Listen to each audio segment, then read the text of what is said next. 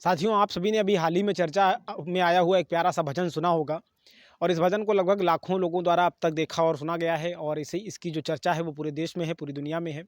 और उस भजन की लाइनें हैं, राम सिया की करुण कहानी, एक है चंदा एक है पानी। तो जी हाँ साथियों, आप सभी ने इस प्यारे से भजन को सुना होगा, लेकिन क्या आप जानते हैं इसी भगवान श्री राम के मंदिर को बनवाने के लिए न जाने कितने ही ऐसे भक्त हैं जिन्होंने अपने आप को खुद को कुर्बान कर दिया इस भगवान श्री राम के भव्य मंदिर के लिए। वो न्यौछावर हो गए भगवान श्री राम और माता जानकी पर। उन्होंने उन्होंने खुद का शरीर हमेशा हमेशा के लिए समर्पित कर दिया भगवान श्री राम और माँ जानकी के चरणों में। तो जी हाँ साथियों, अगर हम इस लाइन को इस तरीके से भी कहें कि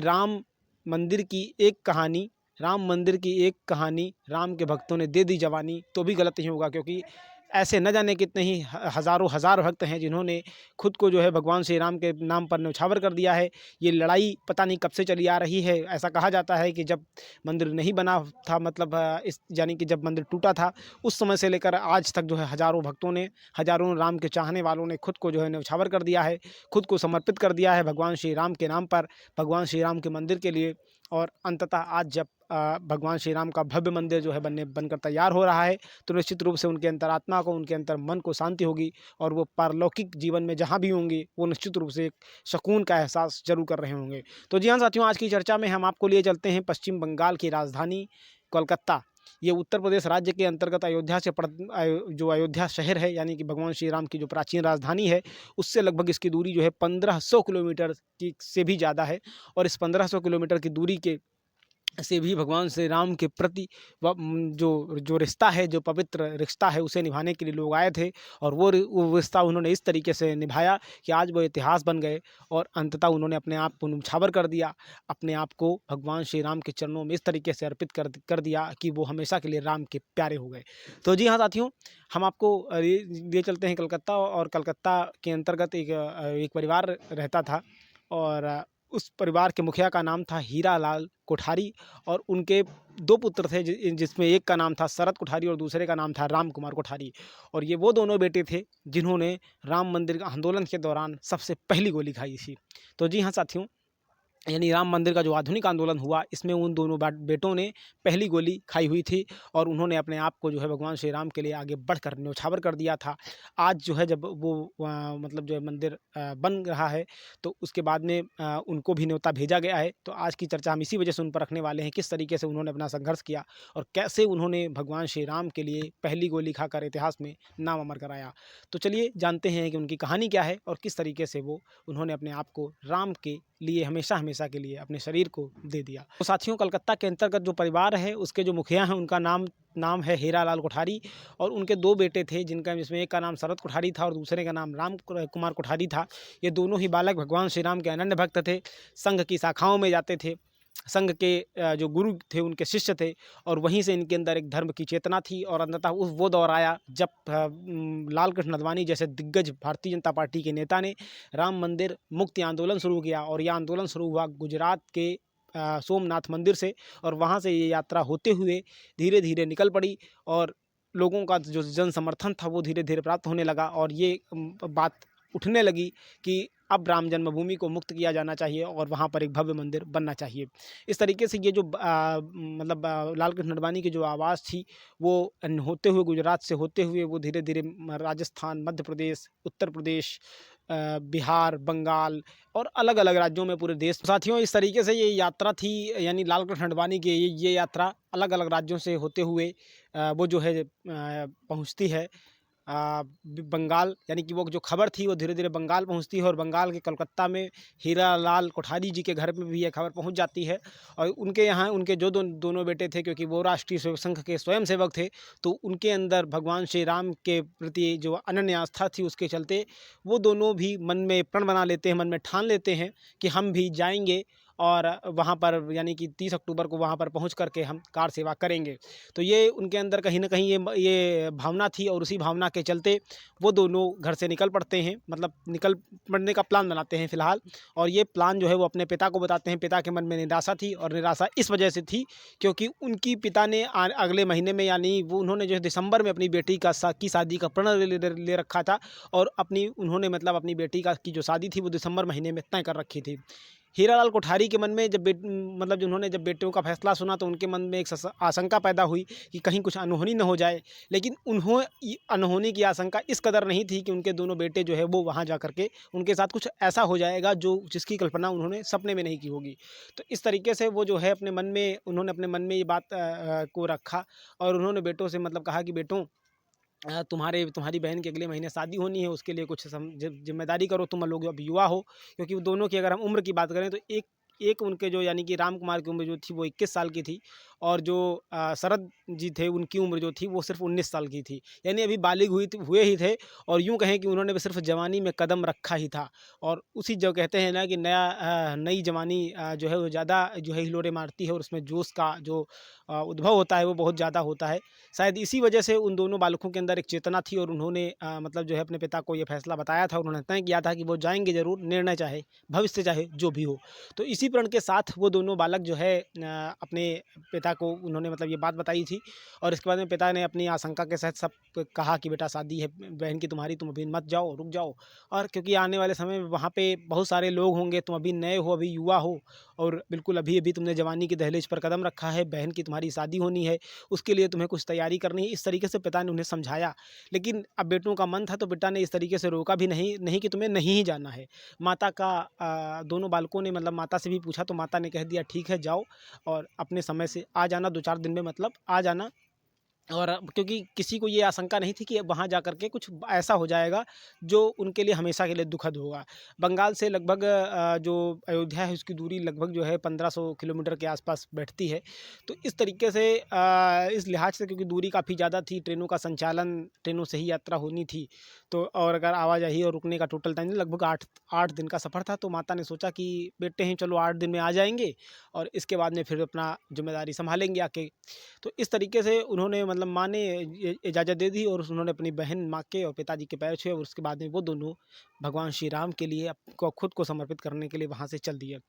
अब उसके बाद में जब ये दोनों बालक वहाँ से चल देते हैं तो पहले वो मतलब जो है कलकत्ता से ट्रेन में वो बैठ लेते हैं हावड़ा से और उसके बाद में बैठने के बाद में वो सफ़र करते हुए वो आ जाते हैं बनारस। वाराणसी वो पहुँचते हैं और पहुँचने के बाद में चूँकि उसके बाद में वाराणसी में उन्हें पता चलता है कि आगे का जो रास्ता है वो पुलिस ने ब्लॉक कर रखा है। आगे किसी भी ट्रेन की संचालन की अनुमति नहीं दी गई है। सभी मार्गों पर प्रशासन का कड़ा पहरा है, कोई भी नहीं जा सकता है। कुल मिलाकर के ये सरकार का फैसला है। तो इस तरीके से उन्होंने मतलब ये सोचा कि अब आगे कैसे दिया जाए। आप समझिए लगभग जो दूरी है बनारस की और अयोध्या की वो लगभग जो है 250-300 किलोमीटर के आसपास बैठती है। अब ये दूरी दोनों को तय करनी थी। उधर सरकार ने किसी भी तरीके का चाहे रोडवेज बसें हों, चाहे वो प्राइवेट बसें हों या कोई भी बड़ा यातायात जिससे कि आवागमन हो सकता हो, उसको सरकार ने पूरी तरीके से रोक रखा था। लेकिन जो जुनून था वो दोनों बालकों में इतना ज़्यादा था कि उन्होंने ये ठान लिया कि हम जाएँगे ज़रूर, चाहे हमें पैदल ही क्यों ना चलना पड़े। इसके बाद वो दोनों जो युवा थे वो राम भक्त थे, वो दोनों वहाँ से पैदल ही चल देते हैं और पैदल चलने के बाद में आखिरकार वो 30 अक्टूबर को जो है 30 अक्टूबर की सुबह जो है वो अयोध्या पहुँच जाते हैं। और उस वक्त जो है उन्होंने देखा कि सरयू में लोग स्नान कर रहे हैं, जय श्री राम के नारे लग रहे हैं और जो नारा लाल कृष्ण अडवाणी जी ने दिया था कि सौगंध राम की खाते हैं, हम मंदिर वहीं बनाएंगे। तो इस तरीके के जो नारे थे वो गगनचुंबी नारे वहाँ पर लग रहे थे और अंततः उन दोनों बालकों ने ये देखा। इसके बाद 10 बजते ही लोग जो है धीरे-धीरे कार सेवा के लिए इकट्ठा होने लगे। आंदोलन वो मतलब जो भीड़ थी वो धीरे-धीरे एक बड़े आंदोलन का रूप लेने लगा और वहाँ पे तमाम लोग ऐसे थे उन्होंने मतलब ये नारेबाजी शुरू कर दी कि ताला मतलब तोड़ के जाएँगे और मंदिर यहीं बनाएँ। इस तरीके की जो मतलब जो उस उत्तेजक नारेबाजी होती है वो वहाँ पर शुरू हो गई और उन्होंने मतलब ये तय कर लिया कि आज जो है तभी जाएँगे जब यहाँ का हम काम ख़त्म कर देंगे। तो कुल मिलाकर के वो धीरे-धीरे जो भीड़ थी वो अन्य जो तमाम विश्व हिंदू परिषद और बजरंग दल के तमाम बड़े-बड़े नेता थे, वो सब वहाँ पर इकट्ठे होने लगे और उन्होंने इस आंदोलन का जो है नेतृत्व संभाल लिया और इसके बाद में भीड़ जो है वो धीरे-धीरे उस तरफ उस दिशा में बढ़ने लगी जहाँ पर जो विवादित ढांचा था यानी कि बाबरी मस्जिद थी वहाँ पर उस तरीके धीरे-धीरे बढ़ने लगी। इसके बाद में अचानक से क्योंकि उस वक्त जो है उत्तर प्रदेश के अंदर मुलायम सिंह यादव जी की सरकार थी और समाजवादी पार्टी की मतलब सरकार के तहत वो मुख्यमंत्री थे उत्तर प्रदेश के और उन्होंने मतलब प्रशासन को सख्त निर्देश दे रखा था किसी भी तरीके से ढांचा नहीं गिरना चाहिए। क्योंकि इससे हो सकता है कि देश की एकता अखंडता छिन्न भिन्न हो जाए। तो कहीं न कहीं इसको लेकर के और दंगों के भी आसार थे, इस वजह से सरकार की अपनी सख्ती होती है और शायद उस लिहाज से उन्होंने मतलब वहाँ पर थोड़ी सख्ती कर रखी थी और उन्होंने मतलब ये फैसला कर रखा था कि किसी भी तरीके से इन लोगों को बाहर ही रोका जाए और ये लोग विवादित ढांचे तक ना पहुँच सकें, जिससे कि कोई भी बड़ा जो हादसा है वो हो और देश का जो ताना-बाना है वो खराब हो। तो इस लिहाज से उन्होंने मतलब जो है पुलिस को वहाँ पर रोक रखा था और मतलब पुलिस के दम से मतलब उन्होंने वहाँ पे आंदोलनकारियों को जो है पीछे घसीटने की कोशिश की। लेकिन उसके बाद में आंदोलन इतना ज़्यादा था कि लोग जो है वो नहीं मान रहे थे और इस क्योंकि ये दोनों जो बालक थे वो भी उसी भीड़ में शामिल हो गए और इसके बाद में उनके अंदर जोश चूँकि ज़्यादा था, अचानक से भीड़ जो है वो धीरे-धीरे मस्जिद की तरफ, बाबरी मस्जिद की तरफ बढ़ने लगती है, उस विवादित ढांचे की तरफ बढ़ने लगती है और इसके बाद में ये दोनों बालक जो जैसे-जैसे भीड़ वहाँ पर बढ़ती है, उधर पुलिस का लाठीचार्ज भी शुरू होता है। लेकिन ये सब वो लाठीचार्ज और पुलिस का वो सब पहरे को तोड़ते हुए ये सीधे-सीधे गुंबद पर चढ़ जाते हैं और वहाँ पर जाकर के भगवा झंडा लहरा देते हैं। और एक जो बंदा था वो वहाँ पर मतलब जो है वो इनका जो यानी इनका जो भाई था, वो ऐसा कहा जाता है कि वो जो है उसे तोड़ने मतलब जो है उस पर अपना प्रहार करने लगता है। अन्य तमाम भीड़ भी उस पर प्रहार करने लगती है। लेकिन अब चूँकि प्रशासन को सख्त आदेश था, इधर उत्तर प्रदेश पुलिस की जो साँसें थीं वो अटकी हुई थी, क्योंकि उसे सरकार के आदेश का किसी भी स्थिति में पालन करना था। फ़ोन अयोध्या से लखनऊ पहुँचता है, यहाँ के मुख्यमंत्री कार्यालय में फ़ोन आता है कि सर स्थिति अनियंत्रित हो रही है, क्या किया जाए? तो इसके बाद में सरकार का आदेश होता है कि मतलब जो है फायरिंग की जाए, क्योंकि अगर फायरिंग नहीं होगी तो ये मानेंगे नहीं और किसी भी तरीके से इसको नहीं रोका जा सकेगा। अब इसके बाद में राम भक्तों का जो जोश था वो और ज़्यादा हाई हो गया, क्योंकि जैसे ही एक तरफ लाठीचार्ज हो रहा था, उधर भीड़ भड़क रही थी और वो लगातार उसकी विवादित ढांचे की तरफ बढ़ने की कोशिश कर रही थी। इसी ऊहापोह में प्रशासन ने पहले जो है कहते हैं हवाई फायरिंग की, जैसे कि प्रशासनिक अधिकारियों ने उस दौर के जो वहाँ पर थे, उन्होंने मीडिया को अपनी जानकारी में बताया है। तो उन्होंने पहले हवाई फायरिंग की, फिर इसके बाद जब लगा कि मामला नियंत्रण से बाहर हो रहा है, तो अंततः उन्होंने सीधी फायरिंग शुरू कर दी। अब इस सीधी मतलब जो फायरिंग थी, तो इसमें जो पहली गोली है, वो लगती है जो है राम कुमार कोठारी को, और राम कुमार कोठारी उसके बाद में वहीं पर गिर जाते हैं। इसके बाद में प्रशासन की तरफ से दूसरी गोली चलाई जाती है, वो इनके भाई को लग जाती है, यानी कि वो लगती है शरद कोठारी को। इस तरीके से दोनों बालक वहीं पर धराशायी हो जाते हैं और भीड़ में तमाम इधर दंगा फसाद शुरू हो जाता है। मतलब इस तरीके की चीज़ें जो हैं, पथराव वगैरह जो जिस तरीके से उत्तेजक स्थिति में जो चीज़ें होती हैं। अब राम भक्त चूँकि उनके पास कोई हथियार नहीं था, वो निहत्थे थे इधर इस तरफ, इधर चूँकि पुलिस का कड़ा पहरा था, पुलिस को अपने आदेश का पालन करना था। दोनों दोनों अपनी-अपनी जगह पर, एक तरफ अगर देखा जाए तो एक तरफ पुलिस भी अपनी जगह पर सही थी और दूसरी तरफ राम भक्त भी, अगर उनके मन में भी आस्था थी तो वो शायद वो अपनी आस्था के लिहाज से वो भी कहीं न कहीं सही होंगे। तो इस लिहाज से दोनों पक्ष जो हैं वो आपस में मतलब जो है इसमें टकराव की स्थिति बनती है और इस जो लड़ाई होती है, इस दौरान इस पूरी लड़ाई में ऐसा कहा जाता है सरकारी आंकड़ों के मुताबिक 16 से ज़्यादा लोग मारे जाते हैं। अगर वहाँ के तमाम उस दौर के जो मीडिया के लोग रहे या स्थानीय नागरिक रहे, अगर उनकी बात माने तो इसमें जो है सैकड़ों लोगों की जनहानि होती है। लेकिन जो सरकारी आंकड़ा है वो उसमें 16 नागरिक दिखाए गए हैं कि 16 लोगों की मृत्यु हुई थी। अब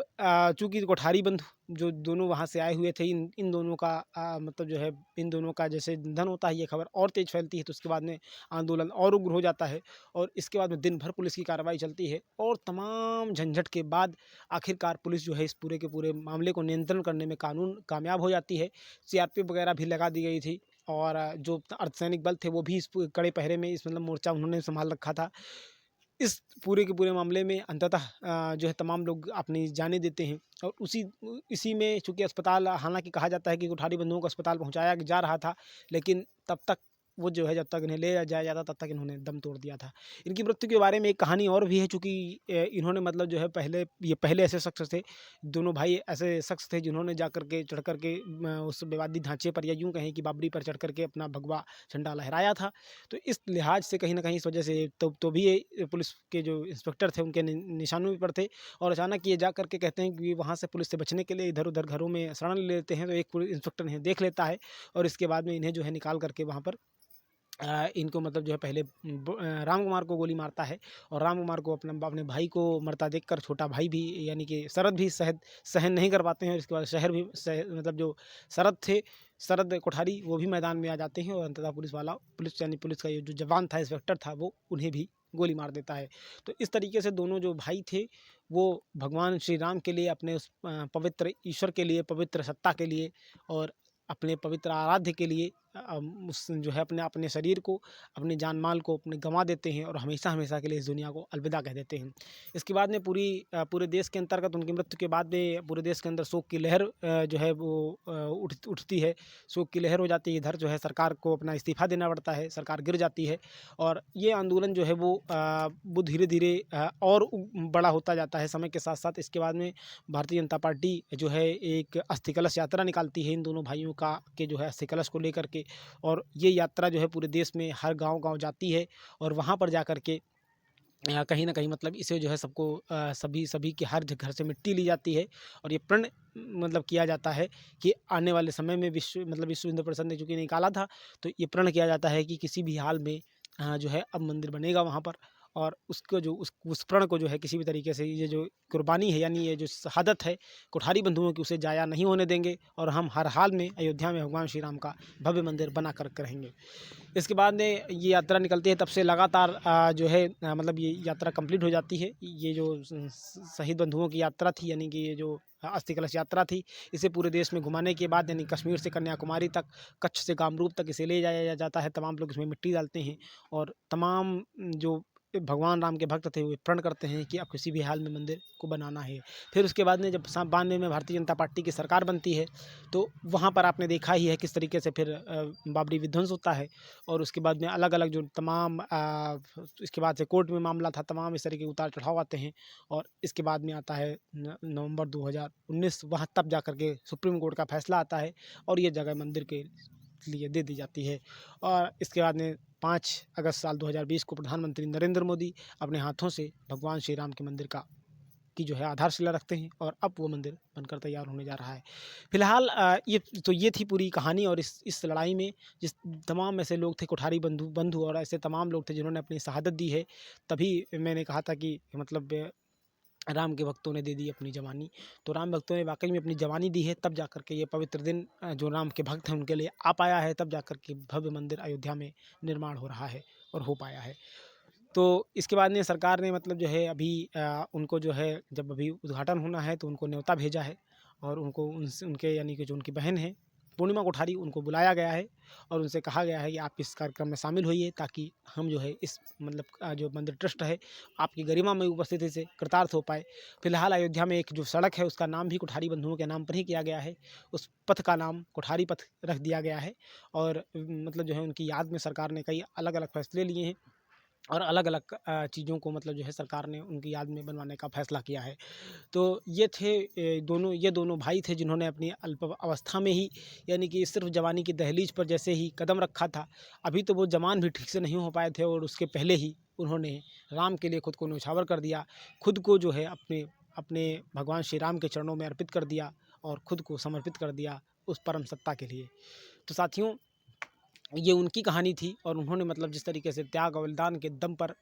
मतलब जो है अपने शरीर को अपने आराध्य के लिए दे दिया, तो वाकई में ऐसी कहानी उन तमाम राम भक्तों के लिए प्रेरणा स्रोत हो सकती है और तमाम उन लोगों के लिए प्रेरणा स्रोत हो सकती है जो कहते हैं कि हम राम में आस्था रखते हैं और राम हमारे आराध्य हैं। तो साथियों, आज के लिए रखते हैं इतना ही, मिलते हैं फिर किसी अगले टॉपिक पर, तब तक के लिए हमें दीजिए इजाज़त। आप सभी ने इतनी देर देखा, इसलिए सभी का बहुत बहुत धन्यवाद। Thank you very much. जय हिंद, वंदे मातरम। Okay, bye.